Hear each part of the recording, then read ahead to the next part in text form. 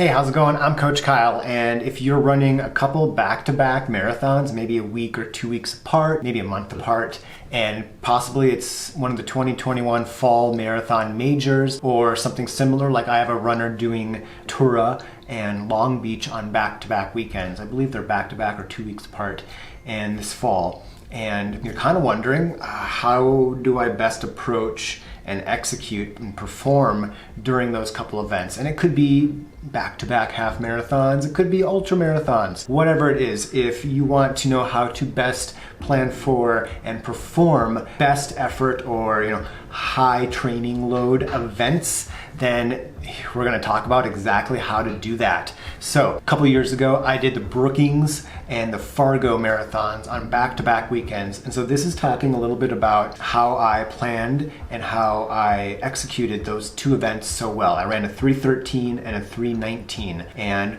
felt really good during both of them. Brookings was an easy effort. I was just hoping to PR. I ran a 3:13, holding back the entire time. Fargo was a 3:19, barely above freezing, rainy conditions. So very different events. But I was able to perform and feel well during them, and here's how. Now, first off, I want to talk about massage gunning and recovery compression socks. So after the first marathon, I would wear compression socks for 3 days after. You don't sleep in them, but during the day, I would wear compression socks for 2 or 3 days afterwards, and I would not run. I'd go for a walk or two every day, and I would massage gun for 10 or 15 minutes at least once a day. And with this, what I often do is I'll set an interval timer on my phone for a minute, and I'll turn it on just like that.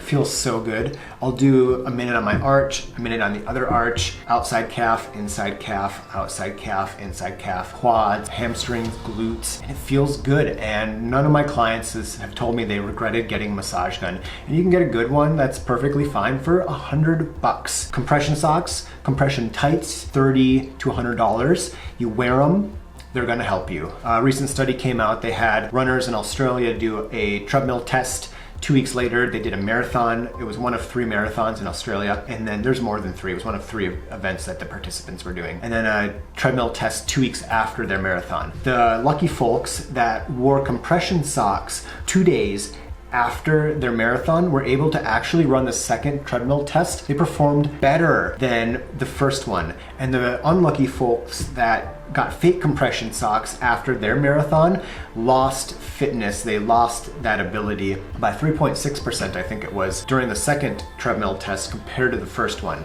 So compression socks, massage guns, get them. They're an investment you'll be able to use for years, and they will improve your recovery, reduce your injury risk. Next up, a couple supplements. We've got curcumin, which is it's from turmeric, and it's kind of what gives curry its red coloring, and tart cherry juice concentrate. So I get this off Amazon, and I put a tablespoon or 2 in some ice water, and I drink that every day with some beetroot powder. And this I just take every day as well.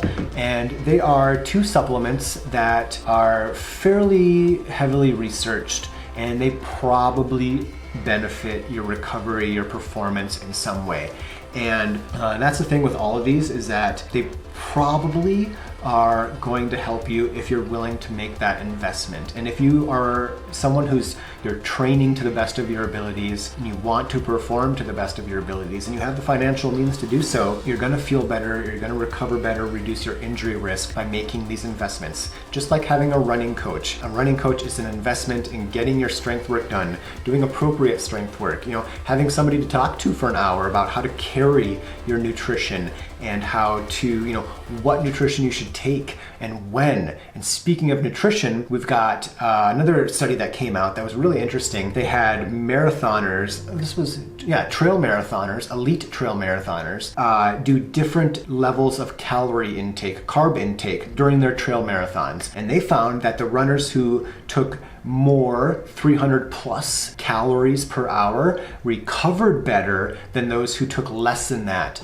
And I'm a big proponent of taking in calories during training, during your long runs, but also during your marathons. And not only is this carb intake important so you fuel and you feel well during the long run, during the marathon, But according to this study and other studies, you'll recover better. It's not just protein that helps your recovery, but proper fueling during these long distance races or events. Now, with protein, your overall daily protein intake and getting adequate calories in throughout the day is more of a big deal than like that post-workout window. But post-workout window is just kind of a nice little guideline to follow along. I usually just drink a cup or two of soy or silk protein milk after most of my runs, just to have that habit in place. But if you're looking to do a marathon and then another marathon a week from then, it can't hurt to just nail that post-workout protein and carb intake to start replenishing that glycogen ASAP. We have the pacing of the events. And so my runner who is doing Long Beach and Ventura, I can't remember which one's first, but he wants to Boston qualify. He'll need like a 3:02 to get in under the cutoff. And I told him what I would recommend is you have Long Beach is first because Ventura I think is afterwards, and Ventura's a little faster because it's a little more downhill. But go in, we're gonna train for Long Beach and we're gonna give that our best shot. But if the weather's not great that day, if something's not up with your legs up to par, if you get to mile 20 and you're not sure, you don't think you can nail that qualification, jog it in, recover really hard over that next week, and give Ventura a try on a faster course. He wants to qualify for Boston. He needs that 3:02. Now, I don't want him to wreck his legs by pushing best effort for 26.2 miles and run a 3:10. He's just sacrificing Ventura in his second shot. But if he were to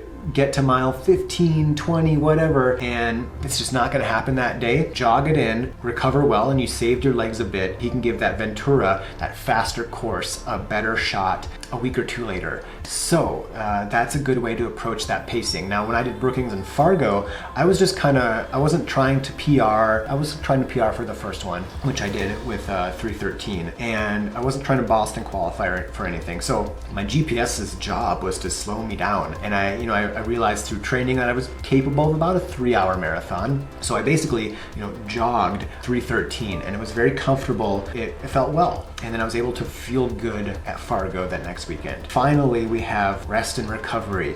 And this is not related to like the gear or the supplements, but it's related to resting and recovering. During that week, I usually have my clients take off. If it's a Sunday marathon, they're not gonna run until Wednesday or Thursday. And it's gonna be an easy half-hour jog. Next day's off. So what I would do is I really recommend walking later in the day after the marathon, and at least for 30 minutes daily, every day for the week after the marathon. And that's gonna help keep the legs loose, etc. And you really gotta focus on recovery, especially when there's marathons in close proximity to each other. You gotta give your legs time and opportunity to recover. And one way to look at it is if you're typically a morning runner, maybe instead of running in the mornings, sleep in. One of the best things you can do for recovery is getting an extra hour or two of sleep. And if you're typically one who you have to wake up at 5 in the morning to get that run in before work, you could sleep in an hour and a half, and you can get some pretty good extra sleep in that week after that marathon. That's all I got. I hope this was really helpful for you. If you have any other tricks, questions, comments, drop them below. And yeah, thanks for watching and good luck with those marathons.